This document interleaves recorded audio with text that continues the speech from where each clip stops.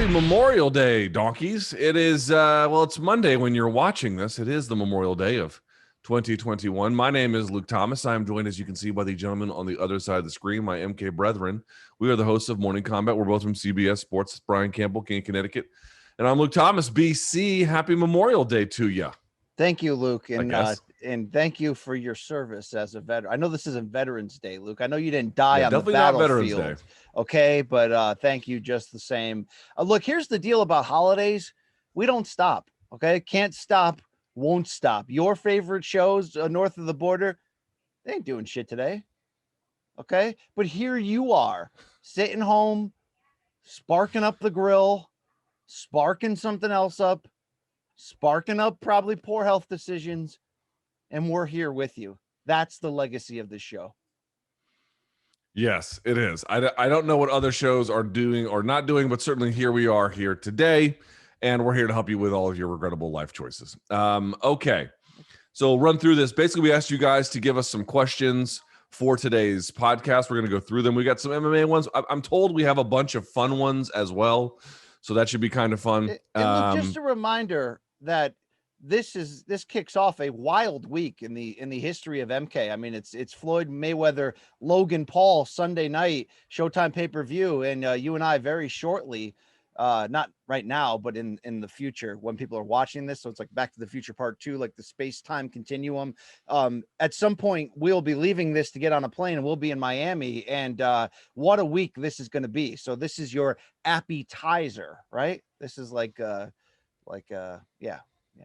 Yes, this is your appetizer. That's exactly what it is. Very appy in that way.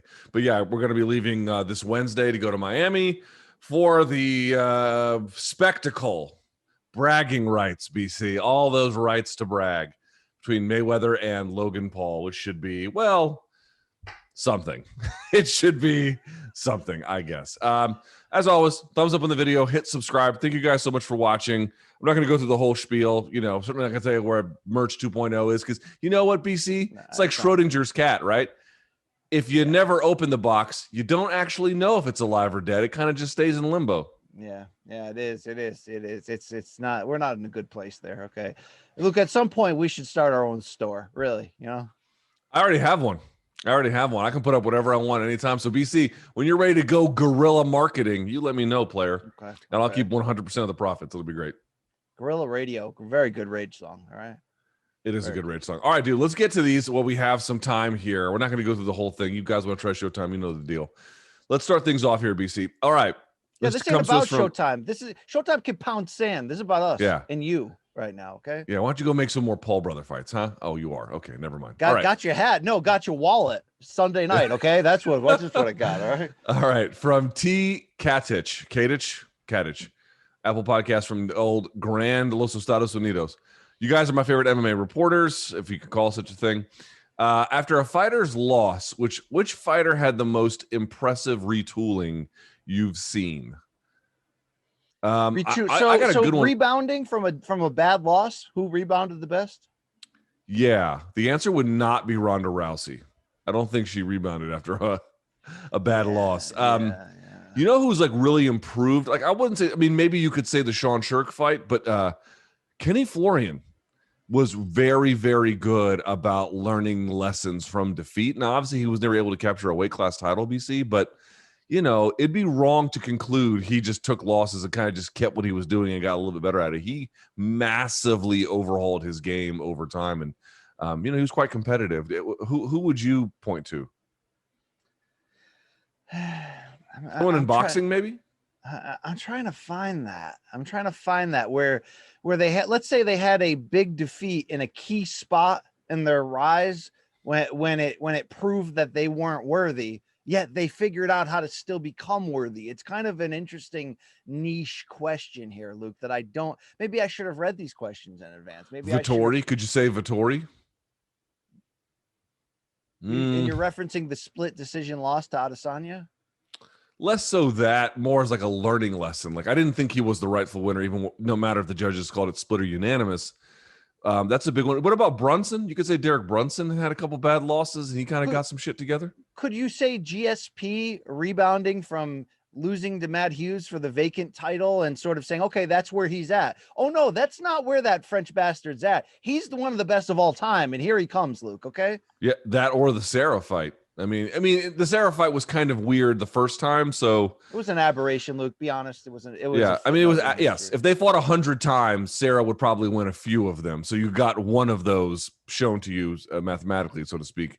But you're right. It wasn't like he like dramatically changed his game. He may have changed his tactics in that, where the second fight, he went right to the takedown, knees to the body, the whole 9 yards. But those are some decent examples. Would you throw Big Red Canelo in, because the humbling nature of the loss to Floyd Mayweather could have derailed him to a certain degree, but good God, did he get great after that, Luke? Yeah, that's a big one too. Again, it wasn't like the fight right after that where he was like, oh, transformed. But definitely that fight served as an inflection point to send him in a bit of a different direction. I do think that's true. Brian, there's one question here specifically for you. Seriously, while down on a scorecard, which fighter had your favorite performance while in the hands of defeat? So, for example, this person says, mine is Rory McDonald losing to Robbie Lawler. Which loser, so to speak, of a fight gave you like the most like, holy smokes, man, they really put it on there? So it's another great question. Would you put Carlos Condit in there against Robbie Lawler? Fuck, that's a great one. You could also do Jesus, like a Pyrrhic victory. I got a specific one, Luke, that means a lot to me as a boxing fan. Yeah. Do you remember when washed Eric Morales, the Mexican legend, who by this point in like 2013 was fighting at welterweight, way over his head of his best weight, just an old bastard. He got caught with clenbuterol. I mean, he's just lingering. And he went in there in an HBO main event against Marcos Maidana. And we were like, yo, shut this shit down. Our favorite legend's going to get killed. Like, he shouldn't even be fighting anymore. What are we doing? And then Luke, in like round 4, he got one eye completely swollen shut, closed, and he went on to rally and fight his balls off with one eye, to the point, Luke, where I scored that. Now, look, I was maybe emotional, but I scored that a draw. Maidana won a close decision, but it was one of those huevos moments where you're like, you have no business being in this fight to begin with. You have no business being in this fight, like scorecard wise. And with one eye, you just relied on your technique and your balls, and you gutted out a performance that will never get talked about by anybody but me, but impressed the shit out of me. Luke, same thing with, do you remember when Danny Swift Garcia was on his title rise and he fought Zab Judah on Showtime at the Barclays Center? And, Judah was losing, and then he just went for it late, and he cut Danny Swift down a straight line down the center of his forehead, and he's putting it on him late. I met Zab Judah in a bar at Cotto Canelo in 2015. And Luke, some people might look at this as the ultimate insult when you tell a fighter your favorite victory they ever had was a loss. I said, hey, Zab, the best performance you ever had? No, not winning world titles. Gutting it out as an old guy against prime Danny Swift Garcia. You lost that fight, but you know what? You really won. And I don't mean to get all Gloria from White Man Can't Jump, Luke. And sometimes when you win, you actually lose. And sometimes when you lose, you actually win and go down that road. But Luke, sometimes she's right. She is. I would also add, you were there for this one. How about Kelvin Gastelum, Israel Adesanya? He put up a hell of a fight. You're damn right. How about Joanna and Jay? You know what? Is that his best win, Luke? Jose, I'll give you this one.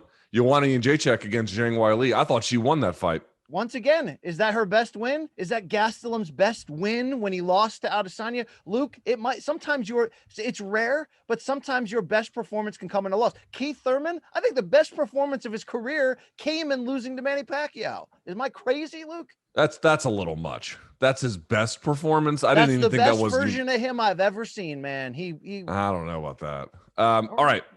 From ABC123 Dragons Loves Tacos. That's his fucking name from USA. Best show from DC to CT with BC and LT. Okay. All right. Got a little rhyming going on here. What's each of your top 5 promotions of all time? So this person has Pride, UFC, WEC, Bellator, Strikeforce.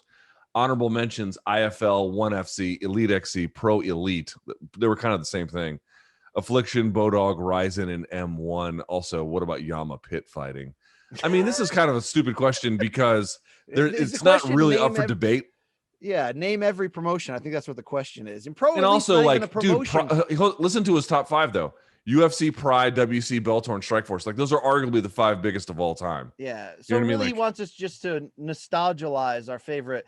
So look, UFC is the best ever, and we all know it.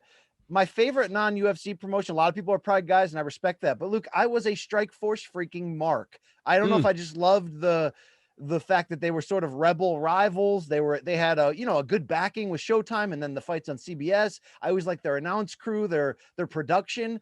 And I remember that stretch when they kicked off the heavyweight World Grand Prix, and they had the video game coming out at the same time. And it was just sort of like, it was the little engine that could in the great battle against the great UFC. And even though that battle ended with a purchase and then a dissolvement, there's a reason why you and I hosted Morning Combat Strikeforce Classics on Show Extreme that time. Remember that show? Remember that little? I did. I thought we did a great job. I'm not sure who saw it, but I know we did a good job. I'm not even sure it ever got published, but we cashed some very nice. They have a term in our industry, Luke, called TV money. Do they not? Yeah, it's different. That was pretty fun. Yeah, that was good. Yeah, TV money. It's like, how would I explain it? It's like money on steroids. Yes. Yeah. It's usually less work, right? Like look, we don't talk money on here, but remember I did that little Jim Gray fill in where 3 times I came out on screen and was like, hey, nice victory. Should I tell the people that paid like 7 times more than what we normally get paid for stuff? Yeah. You know what I mean? Yeah, it's crazy. It's crazy. It's less work, and it's the money is insane. So I would just say, like, some promotions that I liked for different reasons that were ultimately failures. Sengoku was a nice kind of, the Sengoku Dream thing was as good as it could be, I thought, post Pride collapse. I never liked IFL, but they did have a good roster. They had a solid roster of fighters. Like, so when IFL's library got purchased, or when IFL talent went elsewhere, the acquisition of Chris Horodecki, of Ryan Schultz, of Roy Nelson, of Ben Rothwell, of a lot of those guys. In fact, John Jones caught my attention because his UFC debut came against Andre Gusmao. Gusmao was one of the sort of standouts from the IFL. In fact, when I saw that fight, I was like, I don't know who this John Jones guy is, but Gusmao's probably going to run over him. And then I saw the results. I was like, what the fuck? And then I saw the Bonner fight, and I was like, oh my God, this guy is totally different. So the promotions themselves, Bodog, they had the fights on the beach. They were a little bit different. But it's not about the promotion itself. It's like, did they have a couple fights you remember? Did they have some guys' careers that they launched? And, they all had various forms of success. Well, Luke, Elite XC and Pro Elite was just the company behind Elite XC with Gary Shaw and Scala, his son. Elite XC always felt a little like grimy and just barely held together by glue, right? You know what I mean? Like when it became when Scott Coker and Strikeforce, which was doing co-promotion originally with Elite XC, once they took over, it felt professional. But did you like that Elite XC run where it was mostly about Kimbo, but you had Robbie Lawler, you had, I think Eddie Alvarez had a cup of coffee there. You had some. Did you like that shit, Luke?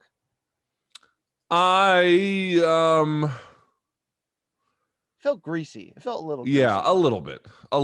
I mean, but here's the other part too. It's like, I mean, that's just what you get at that level of the game. It's like, was it as greasy as advertised? Maybe, but at the same time, like, all of these things about the bells and the whistles and the T's crossing and the I dotting and everything being above board and looking a certain way for presentation or whatever, that only really comes at the very high end. It's only even possible at the high end. Like, when people are like, why isn't there more drug testing? This is sort of a side example. Why isn't there more drug testing in regional MMA?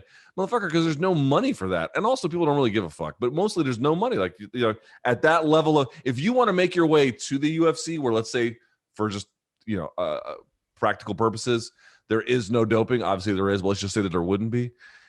Just to get there, you're gonna have to fight a series of dopers. Like, this is just the way it goes. So That's true. All right, from Il Gabbiano 22, again from USA. All right, it's one of your, dude, this is inspired by you.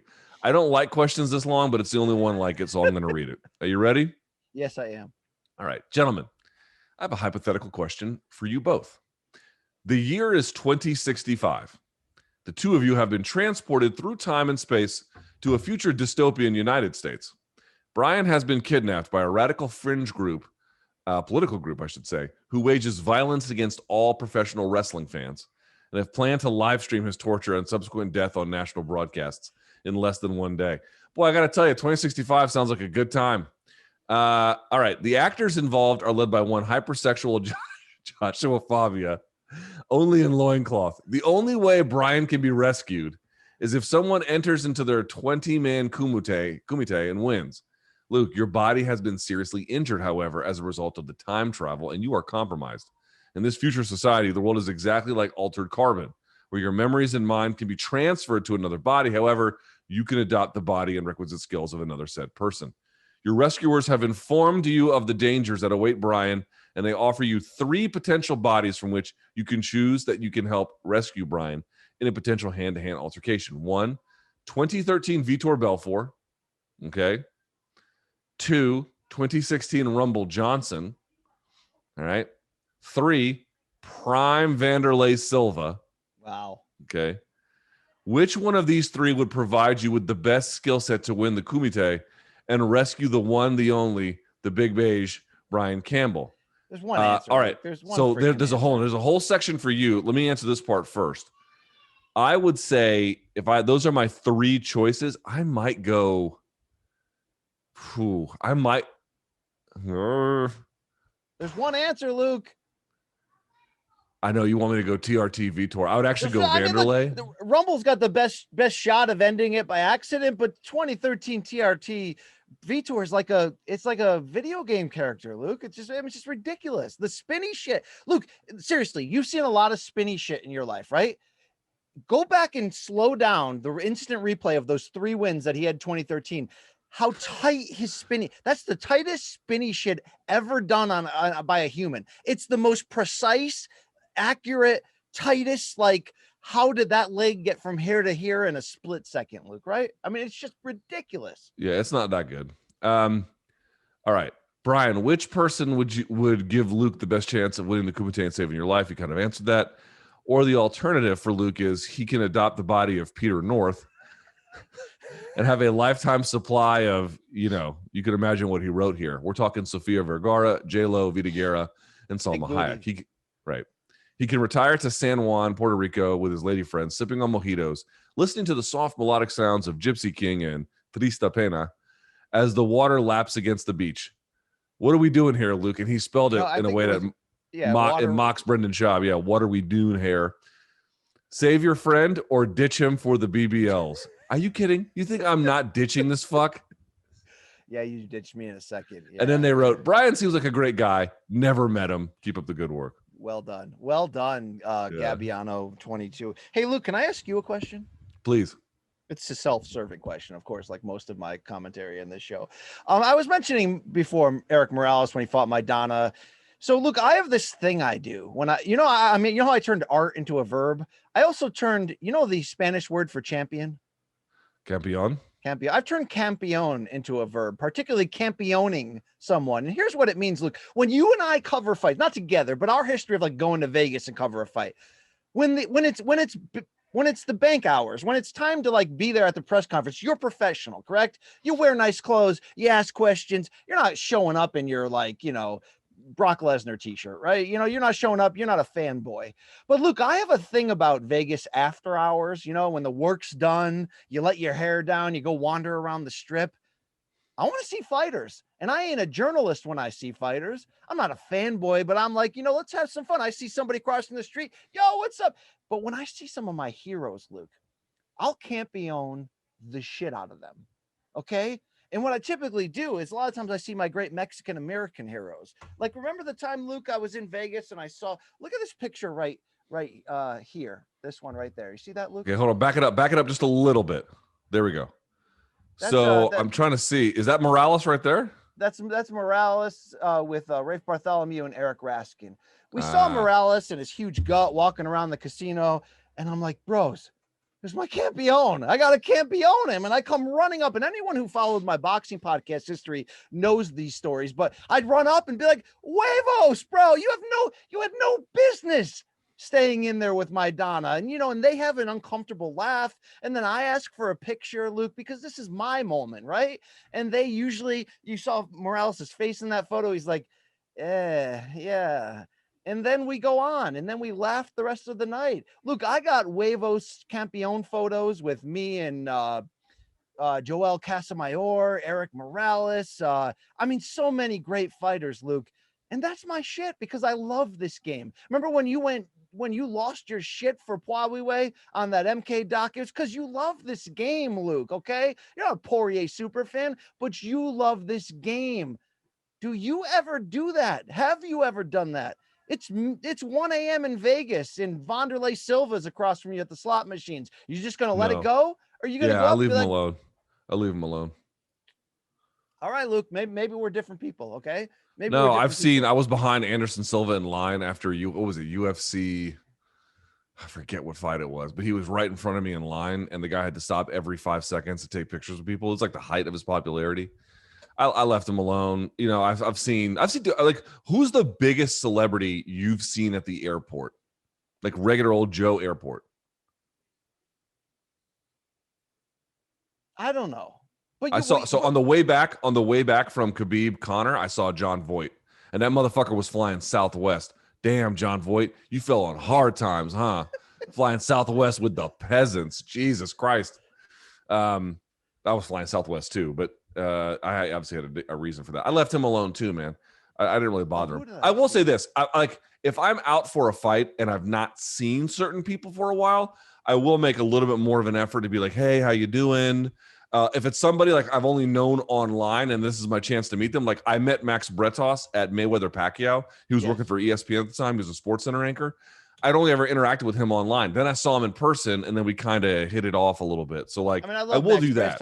But he's not on this conversation, Luke. My point was, and look, if you're walking around the casino and Anderson Silva's got a line of 20 people trying to get autographs, I'm not saying go up there. I'm saying, Luke, when the business hours are closed and you see, again, someone on that level, you see, freaking name the person, right? You see, I have another one. I saw, this was before he was washed. So he is not champion, but he wasn't washed. This is like around the time of the Fitch fight. I was leaving Dulles for some kind of work job, and at my gate, just sitting there by himself, no one knew who he was, or if they did, they didn't say anything, was BJ Penn. And I think he was coming back from like a USO tour. I didn't bother him either. I just let it go.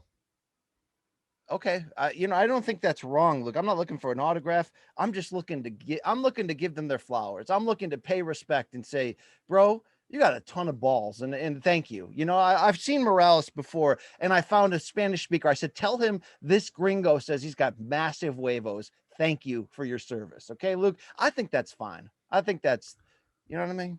Yeah, especially if you don't take your job seriously. Okay, from Law Dog, ! USA. What is y'all's favorite aspect of being MMA analysts? The travel, meeting fighters? You guys are awesome. Since I've gotten the train the last year, I listened to every episode. Keep up the great work. One of your fans in rural North Georgia mountain region. Shouts to other people affiliated with the state of Georgia, although I regret mine. BC, what's your favorite part about the job? It's easy. It's very easy. It's very easy. It's the energy of the fights and the access that we have. So what adds to that, it's not just, I'm in this business because I get great seats to fights. It's not that, but here's what it is. When it's a big fight, you're covering it the weeks and the months ahead. Fight week, you're on the ground, you're interviewing the fighters, you're putting opinionated narratives out there, you're doing a lot of things. That all builds up. You go to the weigh-in and there's tension. That all builds up to this tension. Not Nasukawa, but like the actual tension. But then you get to sit in the damn front row, or the damn, in the first 5 rows, whatever it is, and you get to be part of something. It's a close look. I always say, Luke, my end game in this game, and I'm not hiding it, is to call fights, but not, but boxing in particular, because that's my true passion in life. Why do I want to call boxing fights? Because, Luke, it's the closest I could get to being in the fight without being a fighter or the referee, right? It is my closest chance to add something to it. And it's not an obsessive thing like I need to make this about me. It's that I love this shit so much that calling a fight, I have a chance to be part of the soundtrack, or I have a chance to elevate something I already love and make it even more exciting. I don't always get to call fights, but so covering a fight and sitting in that front area, there is an energy, there is an addictive thing in the air. This is the thing I love the most. If I never got into this business, I would still be the biggest fight fan. Why? Because there's a connection, of course, to life and not giving up and fighting through, but it's because this is my favorite form of theater. I respect, even though we make jokes and we make, hey, this guy should retire, we do that. I respect this game and these combatants so much, it's ridiculous. And at the fights, I get to sit there. And I'm also tweeting out and writing deadline stories and coming on the microphone afterwards. But Luke, even that's separate from being right there. When Joanna and Whaley they take a 2-seat trip to hell. I am there for the ride.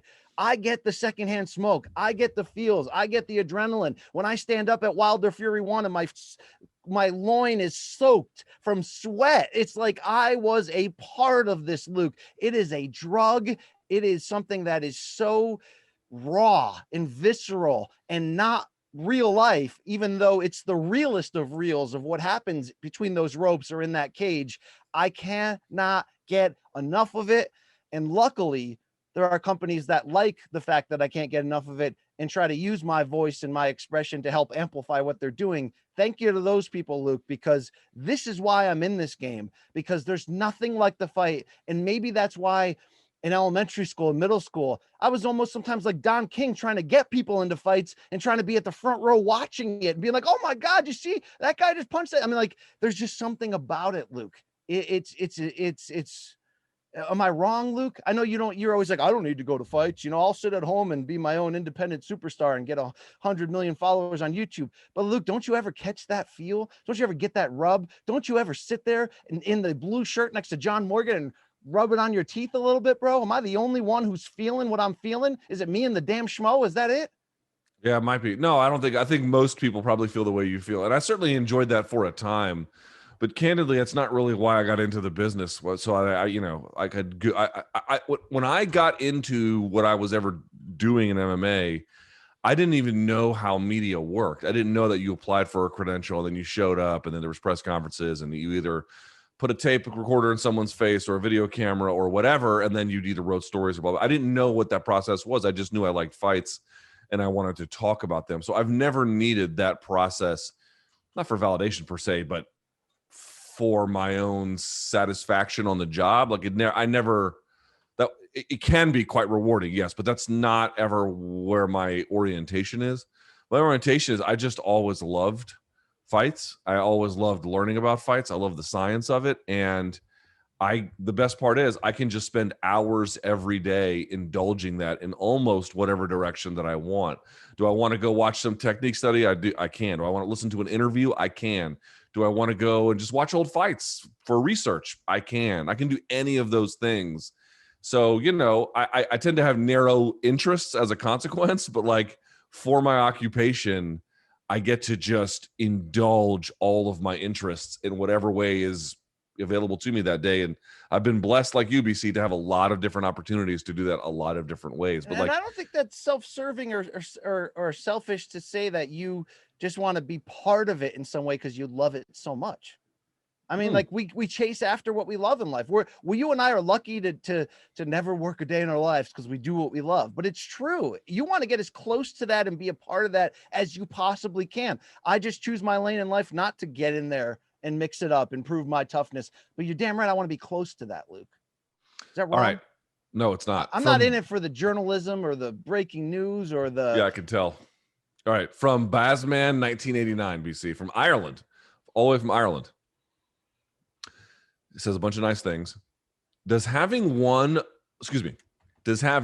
only one or two very good fighters make a coach a great coach? E.g., John Kavanaugh has Connor and James Gallagher. Faraz Zahabi is spelled wrong, has GSP and Rory. Would these fighters not have been just as successful under a lot of different coaches? By the way, Krause is over at Glory MMA over in Missouri for the most part, at least in some part anyway. He's like, is Zahabi overrated? First of all, those are not Zahabi's only two fighters. Those are maybe his two biggest ones. And yeah, dude, listen, St. Pierre probably would have been a very decorated champion almost anywhere he would have gone. And in fact, he did have a lot of coaching input. He had Phil Nurse, he had Greg Jackson, he had Mike Winklejohn, he had Faraz Zahabi, he had John Danaher. He had a lot of different people giving him input into who he was. But I'll say this, Freddie Roach. But I'll say this, first of all, Faraz had a number of very successful fighters. As it relates to John Kavanaugh and SBG, I've said this before, it's going to be a lot harder, BC. Like if you're Nick Saban, why is Alabama continuously putting out championship or championship level teams virtually every year? Dude, a big part of it, as you well know, is recruiting. Who they can get to come and walk through the door when, your LSUs and your Floridas are trying to get them as well. It's going to be harder to recruit in Ireland than it is to be over in the United States. There's so many gyms here where they're high-level guys in that. SBG is going to have some of that too, but it's going to be, across the pond, it's going to be a little bit harder to get all the best guys in the world to want to go there. So I don't really hold that kind of thing against them too much. It's similar, and you're going to hate this reference, but to the WrestleMania 19 storyline build and the match between Hulk Hogan and Vince McMahon, Luke, where the storyline was, the chicken or the egg. Did Hulk Hogan make Vince McMahon in the WWE because he was the biggest superstar of all time at the right time? Or did Vince McMahon and company make Hulk Hogan because of the ideas that they had in taking it national and all that? It's the same debate between coach and fighter. A great coach can only really be great if he's got the perfect sort of willing student with the built-in blessed talent and the eagerness to grow.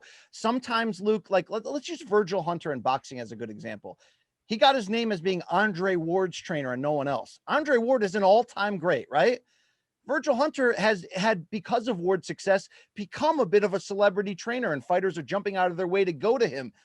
I don't really see a scenario in which Virgil Hunter has taken any other fighter and taken them to the top or improved them significantly, right? Does that mean he's a bad coach and it was Andre Ward's talent that helped him make his name? You don't really know. It's always a little bit of both, right? It's Hunter's perfect fatherly skills and ideas that mixed with Ward's greatness. Can there be a coach like the spirit of that Wheel of Death question I asked you last time about Trevor Whitman, where it's like, which fighter right now who's really good but hasn't figured out their greatness might be the perfect candidate to mix with Whitman where he can unlock their greatness? Yeah, that's because Trevor's a great coach. But again, you need a fighter who's already really damn close to being great, who maybe is missing that one ingredient. So can a trainer who only really has one fighter still be a great trainer? Yes. It just doesn't necessarily mean that they can take nobody and make them somebody, or that they will mesh perfectly with every style of personality or fighter, right? It's why Freddie Roach, who was already a good trainer before Manny Pacquiao, became a legend because of Manny Pacquiao, has had such mixed results with other people besides Manny Pacquiao. Does that make sense, Luke? Totally. But also, you got to remember too, the other part is like a lot of fighters who have shit going wrong might find like, I got to go find someone who can fix all of this. So now, these coaches will have fighters who they'll take them on as like reclamation projects, and maybe that's not their best student and they don't have the biggest results. And we don't talk about that kind of thing, but it had a potentially for them about as good of an impact as it could have had elsewhere. So it's not just about like what level of superstar you get. It's about what you can do for that individual person. And again, recruitment is going to be a big part of it. And Faraz, obviously in Montreal, is going to be a little bit, closed off relative to some people like in Florida or California or something. But even then, North America before the pandemic, it was pretty wide open. And I did see a lot of Americans going. I mean, I've talked to Ryan Hall. I've talked to Ryan Hall about a lot of people he's trained with. And, he never slanders anyone that I can recall, but he definitely emphasized to me just how impressive Faraz's knowledge of the combat sports game was. I don't think that comes lightly. I tend to think he doesn't hand out praise like that very easily. So, and do people really associate Ryan with Faraz? You should, because he's had a hand in that. And some people think Coach Latore is overrated because she doesn't have the technical expertise. But, she provided the right motivation and support at the right time, Luke, Listen, she overachieved, if anything. All right. True. Wait, look, I'm a little upset going back to the what do you love most about covering this game discussion, because you sort of painted me as an addictor of the fight high who's in it for my own spoils, which is true, Luke. But don't try to downplay your own love for this game. I mean, if let's say I say something tomorrow bad about Dana, which is possible, and let's say Dana actually hears it and goes, you know what, BC, you're in Josh Gross, Ariel, Loretta Hunt territory. You'll never appear at a fight again. It's not that my heart won't go on, Luke. I could be okay covering from a distance and still get the love. But that juice is special. I don't like when you downplay that juice, when you act like you're better than, well, I'm not in this game to talk to celebrity fighters or be at the fights. I'm in this game because I love this game. That's respectful. But don't act like there's something wrong with me, Luke, because I love being close to the action. It's not even that. It's just, I never ever had, like, as a vision for myself, I never had a vision that doing that kind of thing at fights was a part of it. It was a part of it I had to either adopt or on occasion do well with or do poorly or whatever. Like, it's something that's part of the job, but that was just never ever the way I positioned myself inside of the sport. And so, then what gets you high in the fight game covering it in your job right now? Greatness, watching elite fighters. Like yesterday on the show, I want to build something great. Watching them do something great to me is like, watching Adesanya do what he did to, whoever, pick one, Costa, or whatever your performance was, St. Pierre with the jab to Koscheck's face, or, whatever performance where you're just like, holy fucking shit, man. Like, I respect Khabib that. doing what he did to all those fighters. It blows you away. It makes your imagination work overtime. You're thinking about it all day long. I live for that more than, like, there's just the one thing I don't like is there's a certain kind of media type, and this isn't true in boxing too. It's hardly exclusive to MMA, where, like, they can't wait to get on the road. They just can't wait. And that's okay.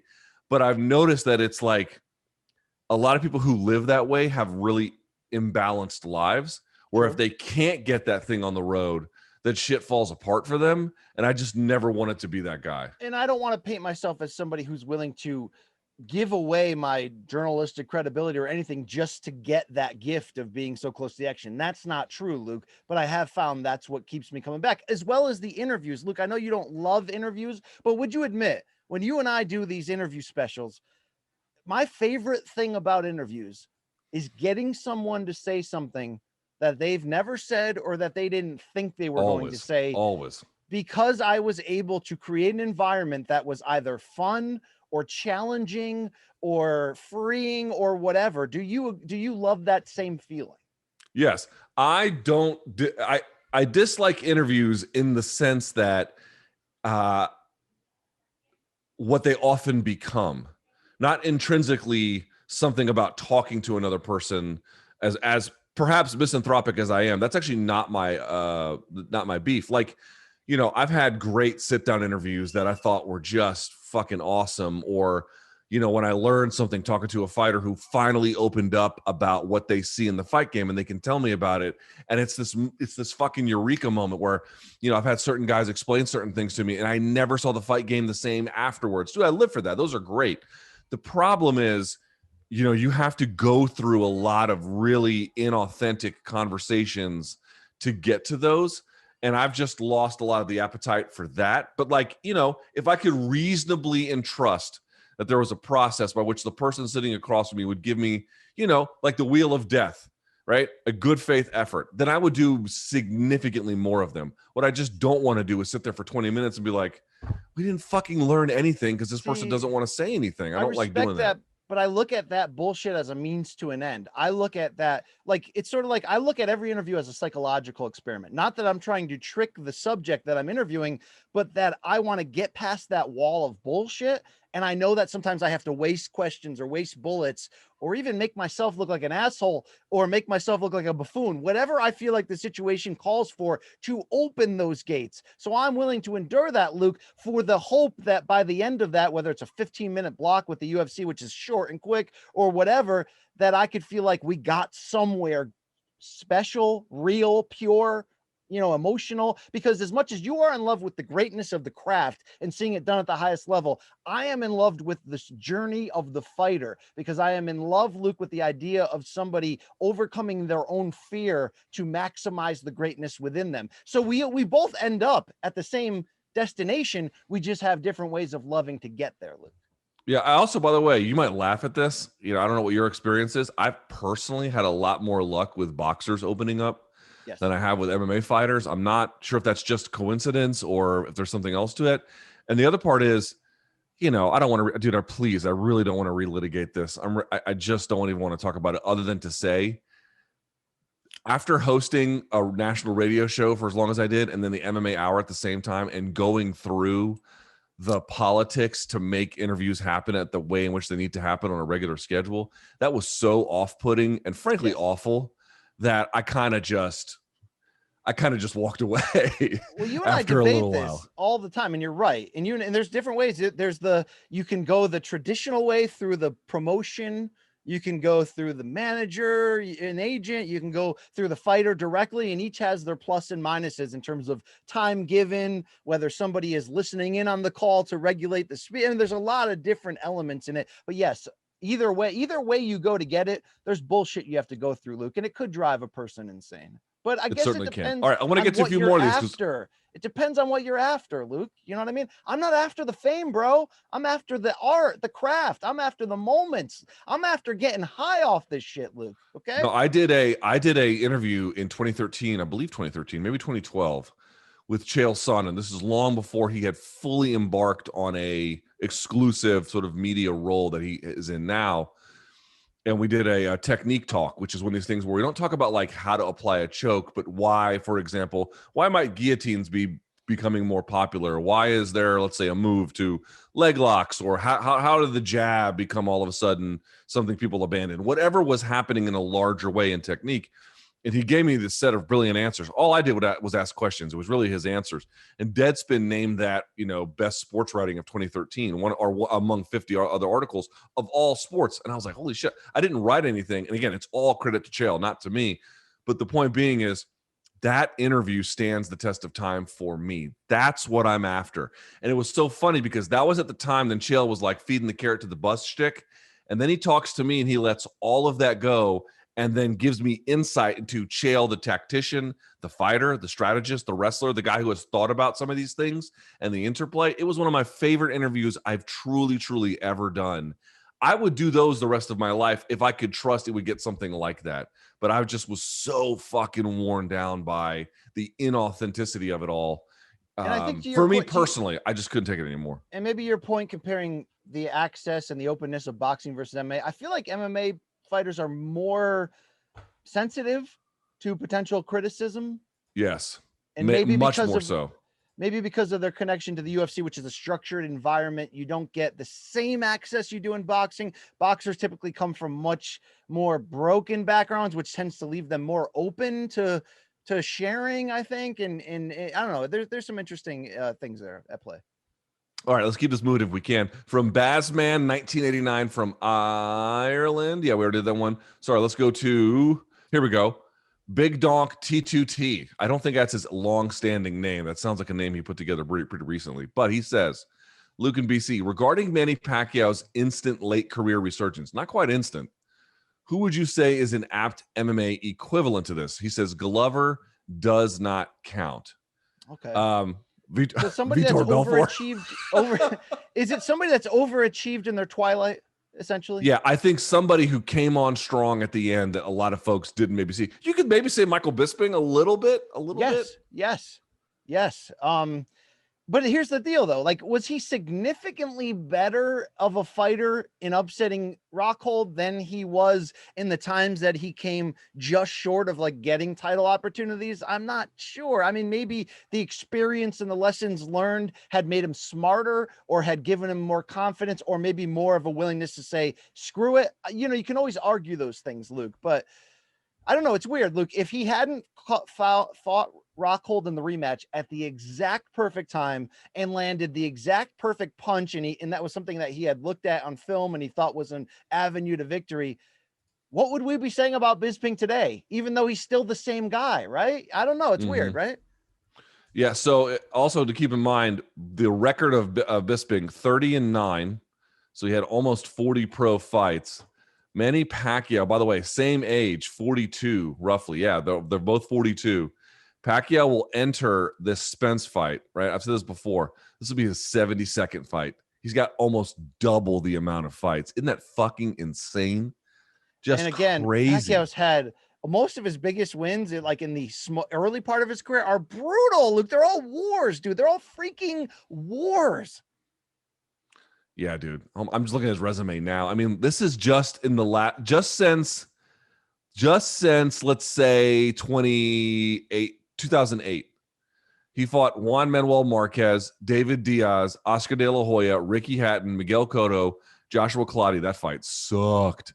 Shane Mosley, Juan Manuel Marquez again, Timothy Bradley, Juan Manuel Marquez again, Brandon Rios, Timothy Bradley again, Chris Algieri, Floyd Mayweather, Timothy Bradley again, Jesse Vargas, Jeff Horn, Lucas Matisse, Adrian Broner, and then Keith Thurman. Motherfucker, he did that since 2008. And Jesus. And who did he do before that? It's like legend. Luke, you know what the MMA equivalent might be? Because of the late surge, Randy Couture, because of the resurgence at heavyweight when we thought he was done, right? That's actually a decent point. I like that. I can go with that for sure. Because you can only do it in the higher weight classes, right? You and I always say this. You can't be an aging lightweight in this game and have monster success, right? No, I don't think you can. Okay. What about Andy Silva? Seriously, Silva lingered late. Yes. Silva didn't bloom. Like he didn't be like Silva was a little bit like I don't want to say MVP. That's not quite right, but he was always like that striker you respected, but was kind of not limited, but like hadn't broken through. Remember, he gotten, heel hooked by Ryo Chonin in a very visible and obvious way and had some shitty fights like against Otsuka and stuff.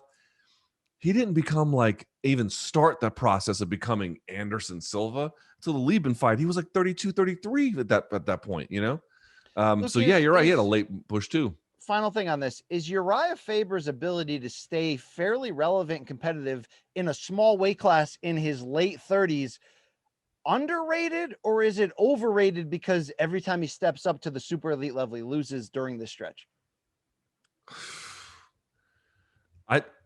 It is amazing to me that I'll say this. It is amazing to me that he can remain as competitive as he has been and as I don't know how he is these days. Bantamweight's pretty fucking tough, but that he was never good enough at the UFC level, I should say, and then partly the WEC level. But obviously he was champ for a time to be the guy. He wasn't the Aldo guy, but it's the same thing with Rich Franklin. It's like, dude, okay, you weren't Silva and you weren't whoever the top 205er was at the time, but you gave all of them, the other motherfuckers, tough fights, super tough fights, and beat a good chunk of them too.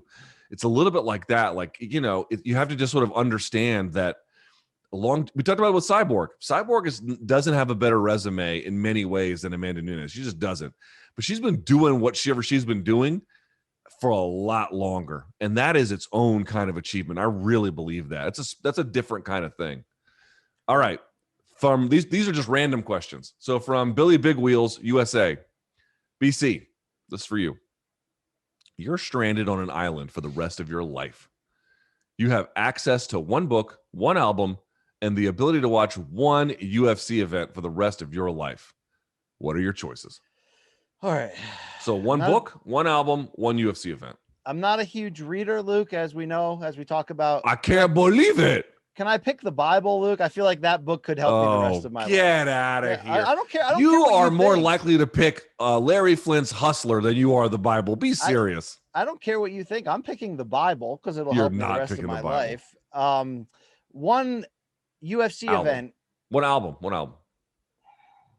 All right. So one album, when it's your only album the rest of your life, doesn't necessarily mean you're going to pick your favorite album. In some ways, it goes back to that rewatchability movie question, right? Tommy Boy's not the best movie I've ever seen, but would I pick that on a desert island to be able to rewatch? Or would I pick Star Wars Episode 4 maybe? Yeah, probably. So what album would I pick that is just like the rest of my life? I can't get tired of it. I could constantly reinvent it and find new things about it. I'm gonna pick Abbey Road by the Beatles, Luke. I mean that second half, Luke, where they have the medley. We haven't had a detailed Beatles discussion on air. I'm still very much looking forward to it, but you know what I'm talking about, Luke. That 16 minutes and 44 seconds from "You Never Give Me Your Money" all the way to the end, and then Her Majesty on the back end of that. it's the most brilliant stretch in rock and roll history, Luke. It's the genius of McCartney being able to, and you saw this later in his career with Wings, like the song Band on the Run, which is like a mini suite of like 4 different pop songs melded together. Band on the Run. That second half of that Abbey Road album is it's the drugs. I mean, it's everything, Luke. And the first half is also fantastic too. I'm going to pick that album. And which UFC card, which is another fantastic question.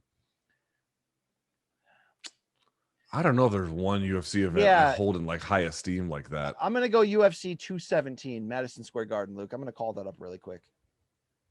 Yeah, that's a pretty good one. Okay, here's what I'm talking about. November 4th, 2017. I was there. I think you were too, Luke. I saw you in line. Okay. I was there. Mm-hmm. I think I went to that one. Your big ass and your I mean, GSP Bisping, TJ Cody 2, Rose Joanna 1, Stephen Thompson, Jorge Masvidal, and Paulo Costa, Johnny Hendricks is the damn main card. Now, in fairness, the prelim and the early prelim are not spectacular, where you could definitely find other cards that top to bottom are deeper on the full. But in terms of that, I mean, that main card is fantastic, Luke. It's fan-freaking-tastic. Yeah, it's pretty good. I go that one, maybe 205. Some of the old Pride stuff, some of it holds up, some of it doesn't, you know. Hey, that 205 main card, Luke, you know, 205 is actually a better card overall. Okay. Main card, Connor Eddie, Woodley Thompson 1, Joanna Carolina, Yoel Weidman, Pennington retires Misha Tate. But then that FS1 prelim card, Frankie Edgar, Jeremy Stevens, Habib versus Michael Johnson, Luke Bilal Muhammad, which was a war for about 70 seconds. Yeah, that's a good card. Good one. That's a good one.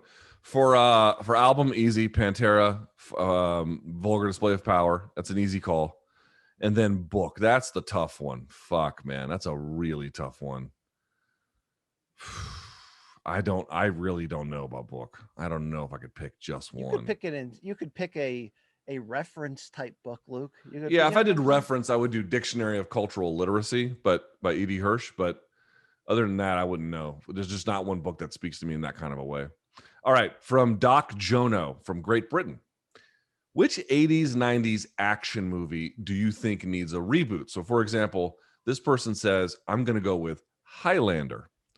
What do you think, BC? Which action movie do I want seen done over in a new way with new casts and new twists and turns? Like a new way to approach it. I don't even like that. I don't like when they do that, Luke. Has it ever worked out well? It's like that's like all they do anymore. I know, it sucks. All they do is superhero movies or retreads. It's like, so let me ask you this way. Has there been a reboot that you liked more than the original? Well, it's a tough question because if you've seen the reboot first before the original, that can inform your opinion. But if you're asking me off the top of my head, a reboot that I was like, damn, that was well done, I can't even think of one, Luke. Yeah, me neither. You know? Like that rebooted Ghostbusters thing where they have the all-female cast. It's one of the worst movies ever made. No, I don't like any of that shit. What would I like done again? I don't, I mean, I don't know. It's not a bad question in the sense that like, hey, what's something that maybe could be reinvigorated? There might be some kind of brand that I'm not really thinking of. You know what they don't make anymore? They don't make any like ninja movies. You know? Like the ninjas were a big thing in 80s and 90s martial arts movies about how sinister and menacing they were. And now ninjas are just kind of like John Wick just blows their brains out, you know? And I think the better question on here, in light of how great the Cobra Kai franchise is, which is just taking the 3 or 4 Karate Kid movies and adding to them, that's also a big, trope in Hollywood right now. Is there a specific franchise? I think, Creed 1 and 2 did a great job of taking the Rocky franchise and keeping the spirit alive, but opening up new boundaries. Is there any sort of franchise that from our youth that you think could really, bringing these guys in as old people now and in the next generation? No, I don't like, I gotta tell you, I don't like seeing old action heroes. Yeah. It doesn't get me sized at all. Yeah. I mean, I did a thing with Rafe Bartholomew when he worked at Grantland in 2014, Luke, where there was a Steven Seagal movie festival in LA. So he went to it and him and I broke down those movies in detail. And what I did ahead of that was I watched every single Steven Seagal movie. So Luke, that's like 25 different direct to videos, right? And dude, by like 2000. So remember when Seagal had that mini comeback around 03 when he did Exit Wounds with DMX, and he had a couple others with famous rap stars, and he was kind of back for a minute. Well, he dipped right back into direct to video after that. In his fat movies, Luke, I mean, they are so tightly zoomed in, and the fight scenes are in like slow motion, and it's just sad. It's really sad. All right, this is just to me, but I'm going to flip it to you in a different way. From Young Gun NC, so I guess he's from North Carolina. He asked me, how many Cannibal Corpse shirts do you own? So the answer is I have 2 long sleeve, 1 short sleeve of the band, and then 1 short sleeve of just the lead singer. So I have 4. So BC, is there one band where you have more apparel for that band than like any other? So I did. So Luke, I was a Beatles fan of like disgusting addiction in high school and college. I had at one point probably, I mean, so my high school. So dude, hold on, real quick. My parents were divorced. So me and my brother, he went to UVA for 2 years while I went to William and Mary. So there was he went all 4 years, but there was a 2-year period where we overlapped. So I would go pick him up or he would go pick me up. And then we would drive down to see my mom in Georgia.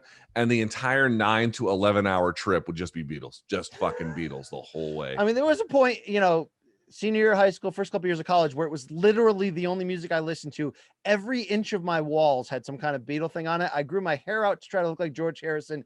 And Luke, I probably had 22 or 23 Beatles t-shirts. I mean, that's just like almost a gross level of like, yeah. So I don't have, I somehow got rid of all those. I'm not sure at what point in my life I did that, but today I don't have like probably more than 2 of any band. So I'm really not a perfect answer to this question. I'd like to rebuild a music t-shirt collection though, Luke. I have way too many WWE t-shirts.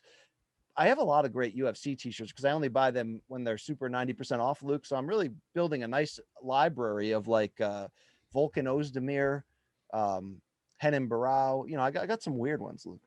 Bro, I bought a Sean Price t-shirt because obviously he's my favorite MC.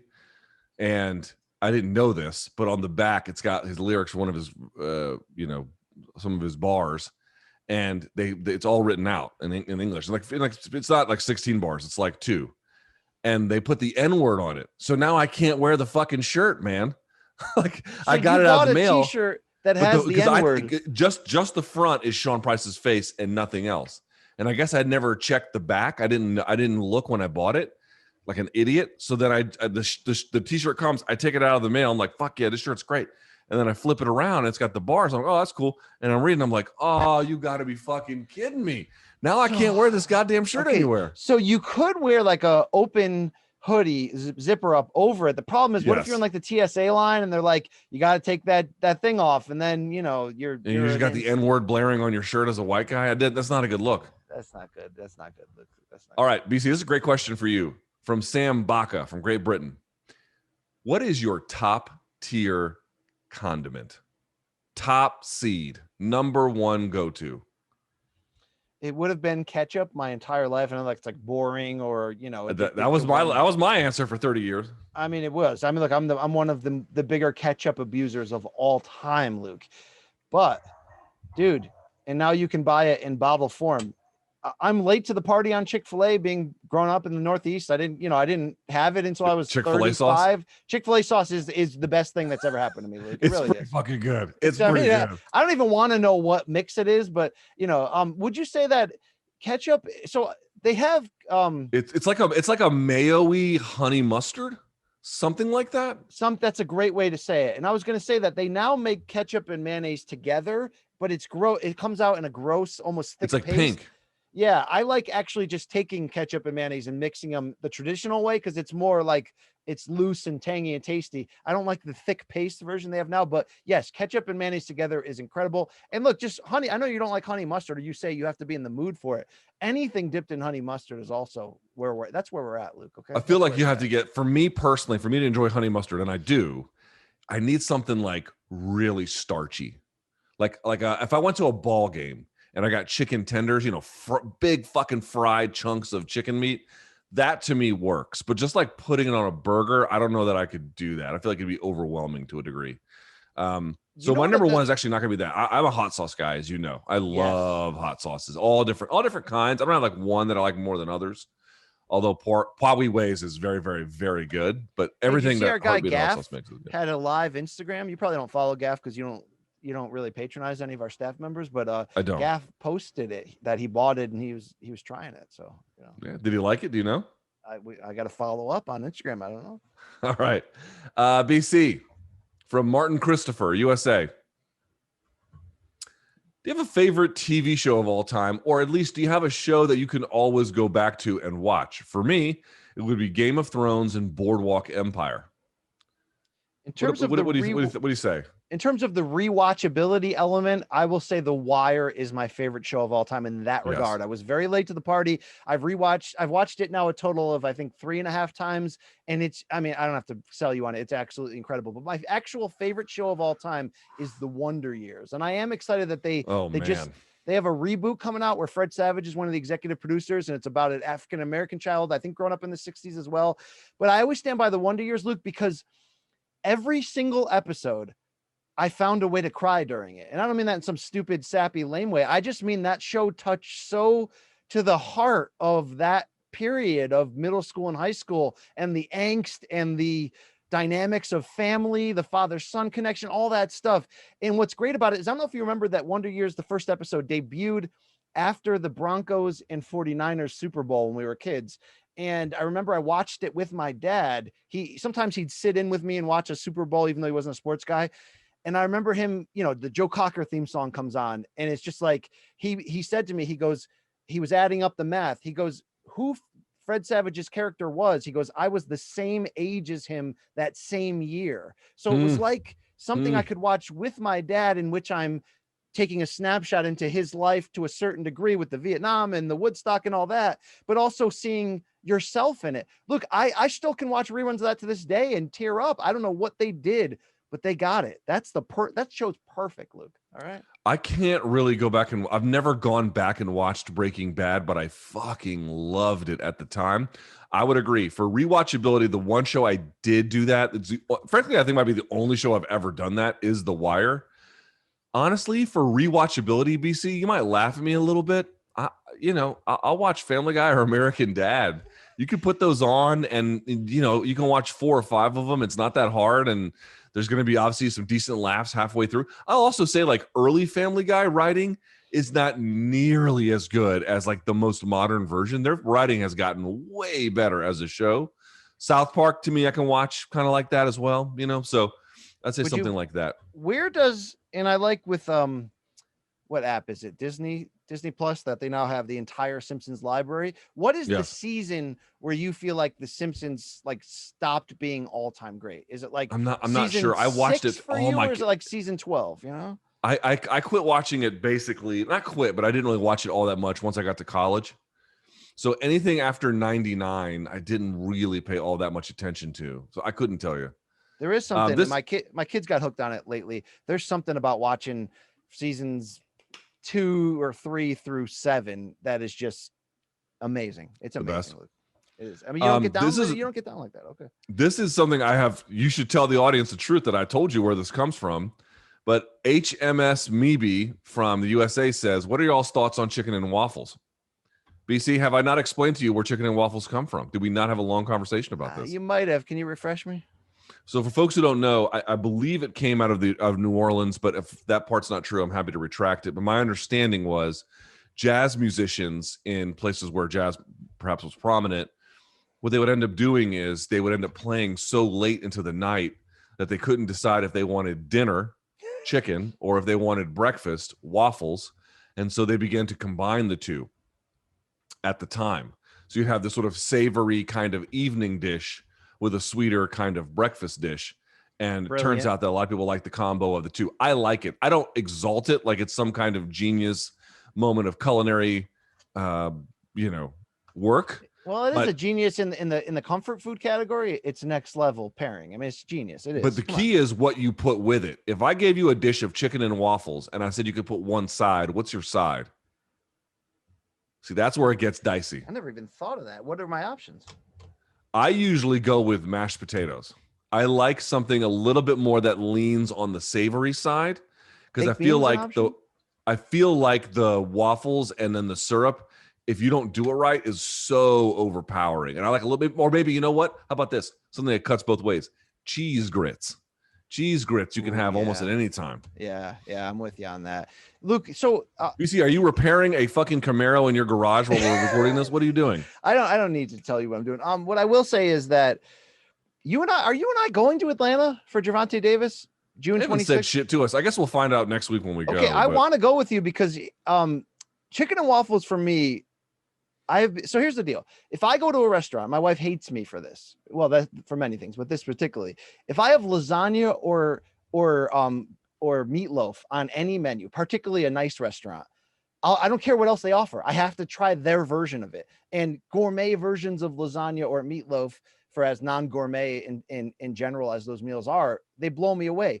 Gourmet versions of chicken and waffles, because it's become such a thing, Luke, are incredible. The best chicken and waffles I've ever had are in Atlanta. Luke, Atlanta has the best breakfast in the world. Oh, you grew no, it up doesn't. Outside of it. Kind of. I did grow up. It doesn't have the best breakfast in the world. That's absolutely not true. Okay, I haven't seen much of the world. I'm very closed in my culture, Luke. I'm sure maybe in Doha you had some incredible, lamb for breakfast or something. But Luke, I'm telling you, you and I need to hit that scene. We need to hit that circuit. June 26th. I would do that. Have you ever been to the Varsity? No. So the Varsity is famous in Atlanta. They made it into a chain by the time I had gone to college. So when I came back, there was actually several locations of them. But for the longest time, there was only one. It's across the street from the Georgia State and Georgia Tech campuses, or not across the street, I should say, across the highway. In fact, for folks who don't know, Georgia State and then Georgia Tech are like almost right next to each other. So it's on the other side of the highway, and it's this place at the time. You understand, at the time, it was like a drive-through. It was a place where you could pull in and they would come out on roller skates to feed you in your car. And it was the absolute greasiest spoon stuff you could imagine. Burgers with chili on them, hot dogs and cheese. They were famous for their orange-sicle, like orange, almost like slushy, almost like a yogurty drink. They were famous for that. And they made many other franchises of them. There was one in Kennesaw they put up by the time I had been back. But the original Varsity in downtown was one of those sort of things you had to try at least once. It was like before there were all these Five Guys and Shake Shacks. It was kind of like the original Southern version of that, something like that. I'm into that. Let's do that. And I want to prove you wrong about Atlanta's breakfast scene. All right. Atlanta's got good breakfast, but hardly the best in the world. All right. From JJ Frias 17. This is interesting. I remember listening to 106.7 The Fan randomly to the LeVar Arrington and Duke show years ago and heard Luke Thomas talk MMA. Followed him ever since. There you go. Appreciate that. The question is, 2 best books you have read since the pandemic. BC, last book you read, or maybe just a tweet. When I do read, it is, I love biographies or autobiographies, particularly within the combat sports or NBA game. So, look, I've said this before, man. It's not a new book I've read. I didn't really read during the pandemic. I painted. Okay. I bought vinyl records. But let me say this, Luke, have you ever read, all right. So one of the best books ever. Have you ever read that Vince Lombardi? I know it's not NBA, but that Vince Lombardi biography? No. It's very famous. Hold on, I'm looking it up. It's called When Pride Still Mattered. A Life of Vince Lombardi. It's the most detailed biography I think ever written on someone in terms of researching the history of the family going back generations and why Vince was. I was enamored reading this book. It was incredible. So these are the only type of books outside of self-help motivation type stuff that you hate that I get into. That was incredible. And there's a book on Michael Jordan's 2 years with the Wizards when it's called it's written by somebody from the Washington Post, Luke. Sally Jenkins? No, it's called I can't find the name of it. And it's called I got it right here. It's called When Nothing Else Matters. And it's a book about who wrote it? I'll tell you shortly. Michael Leahy. It's a book about how Jordan's run with the Wizards was Ted Leonosis. Is it Leonosis, that bastard, Luke? Yeah.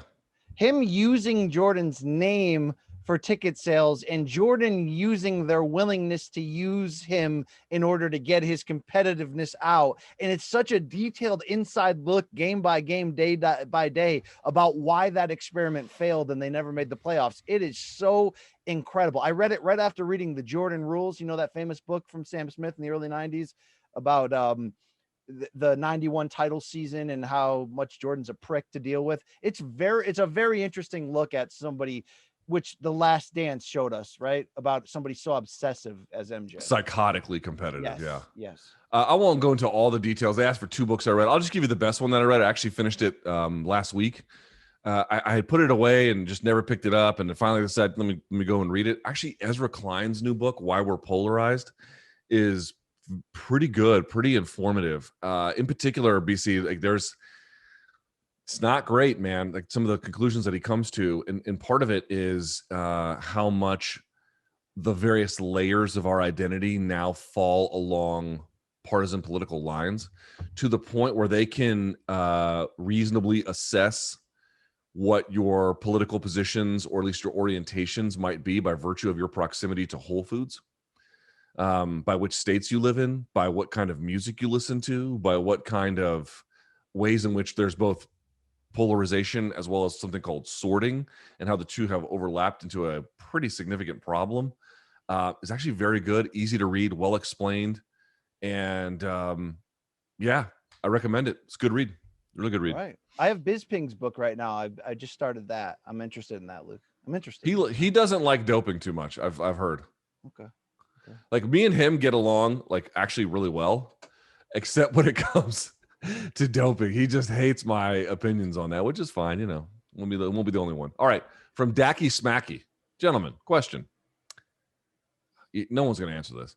What is the most embarrassing thing to have happened to you? Also, how long would BC have lasted had he decided to leave his factory town and go into the Marine Corps? Well, BC, how long would you have made it? Boot camp's 13 weeks. Riddick Bowe made it, what, 6 days, Luke? Yes. No, why did he wash out like a hoe? It's one of the most unbelievable things I've ever seen. It was such a weird time for him to do it, right? His career was falling apart. His family was falling apart. So he's like, I need the discipline. I'm going into the Marines. It was just weird. In hindsight, Luke, I almost entered the Army National Guard in mid-college to be able to have college paid for. Is that right? Yeah.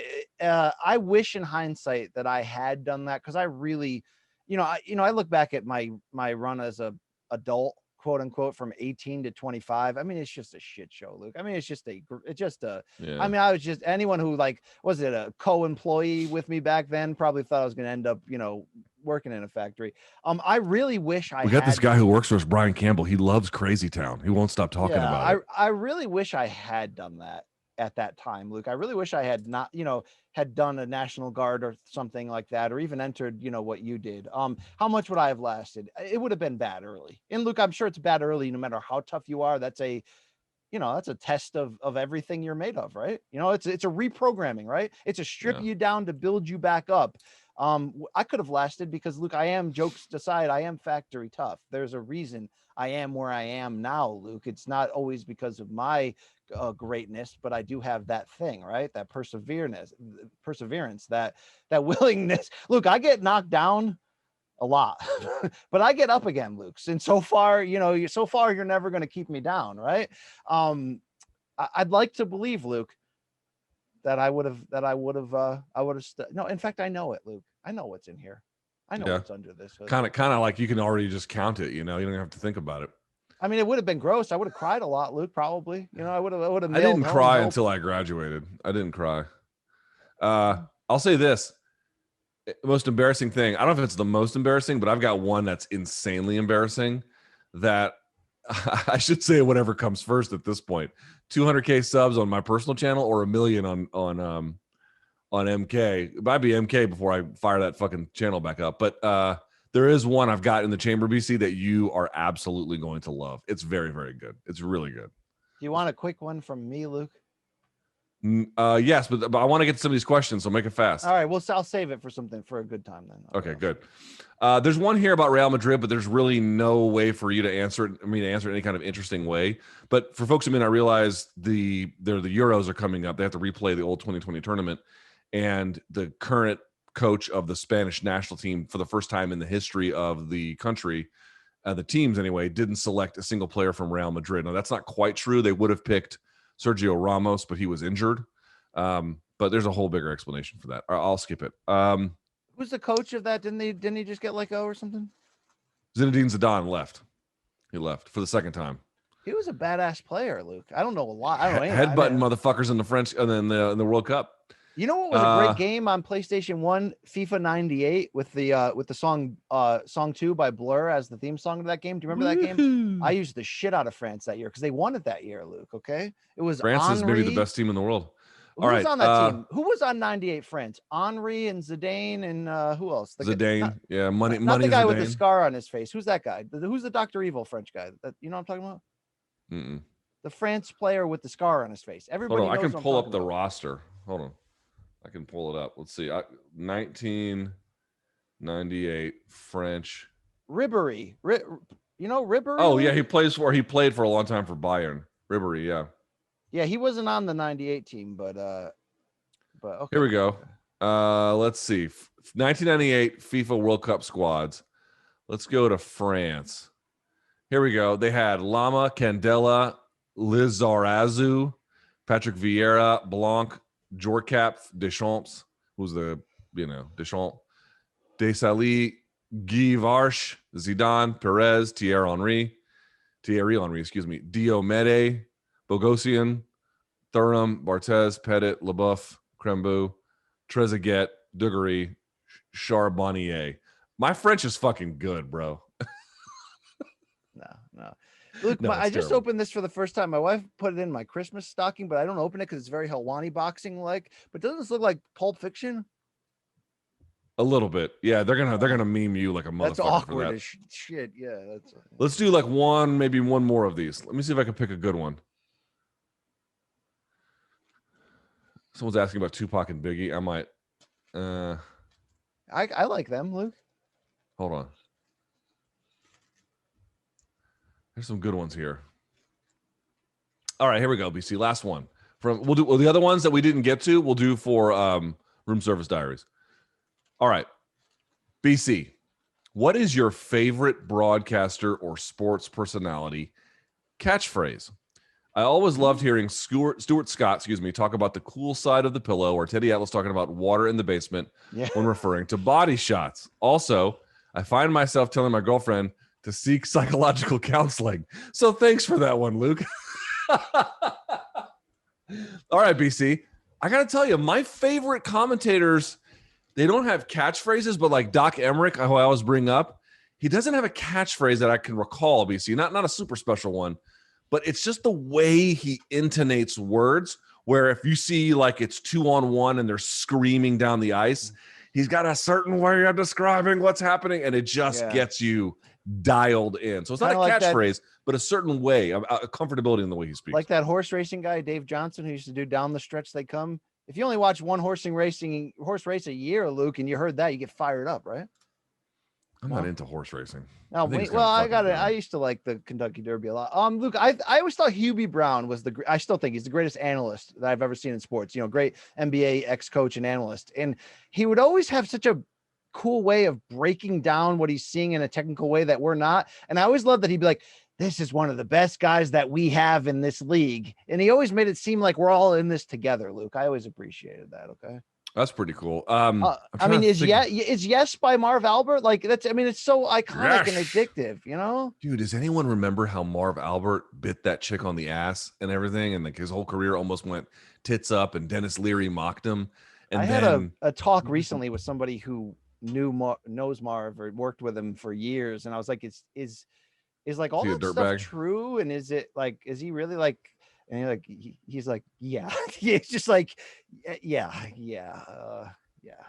got to work with that guy. Too bad he's retiring. He sounds perfect for MK.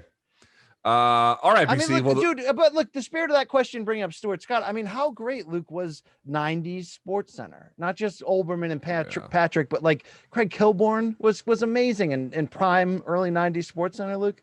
It changed the way sports were programmed and deliver to the masses here in the United States. I mean, it was like, dude, I mean, it's like, it's a cliche to say, but you could not freaking wait because there was no, plethora of internet for that show to come on and your favorite Sports Center guy to come on and call those highlights with the jokes in there. I mean, look, even Chris Berman, who became such a character of himself the rest of his career, you cannot discount late 80s, 90, 91, 92, what seeing that guy do the NFL highlights was like. I mean, it's just, there's no real equivalent. There's nothing that held the preeminence, and it just felt modern and cool and different and fun. The original Sports Center, at least the first couple of iterations of it, were pretty fucking I'm not awesome. Here to trash our competitors or my former employer, but Sports Center now and ESPN in general is so sterile, Luke. It is so just not with it. It is so just not cool. It's purposely trying to appeal to everybody in an effort that appeals, at least for my taste, to no one. Do you remember how hip and edgy Sports Center once was? Do you remember when ESPN2 launched and it was you were cheering for them to succeed, almost like they were like your hometown team? It was like, these guys get it. They're not lame. They're lame now, Luke.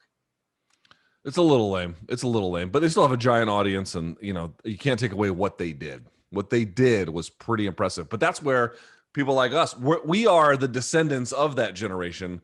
I'm not saying we're edgy or cool. We're washed as fuck, and our doctors keep telling us we're washed as fuck. But yeah, my doctor this morning, Luke, he put me on. But you know what I mean? Like, we lived through that. That informed our judgment about what kind of thing we wanted to be and what we wanted to do. And I think we took that and made it our own. So there you have it. Okay, if we didn't get to your questions, we will for the next Room Service Diaries, which will be in Miami. And we're going to record that earlier in the week so we're not so washed by the time we watch it, or by the time it airs. And we can look halfway decent at the time. So please keep leaving questions if you can. Thumbs up on the video, hit subscribe. Let's see, BC, big week in front of us, traveling, the whole 9 yards. Anything you want to say? No, I mean, loyal gains or some shit like that. And, thank you to our viewer. I love RFP. I love this shit. Thank you to everyone who left a question. Again, if we didn't get to it, we will. So you're going to get your answer one way or the other. And that's it. We're good. Happy Memorial Day. Please don't drink and drive. Take care of yourself. Take care of each other. We got a big week in front of us. So thanks for watching now. Hope to catch you later. That's Brian Campbell. I'm Luke Thomas. Until next time, may all of your gains be loyal.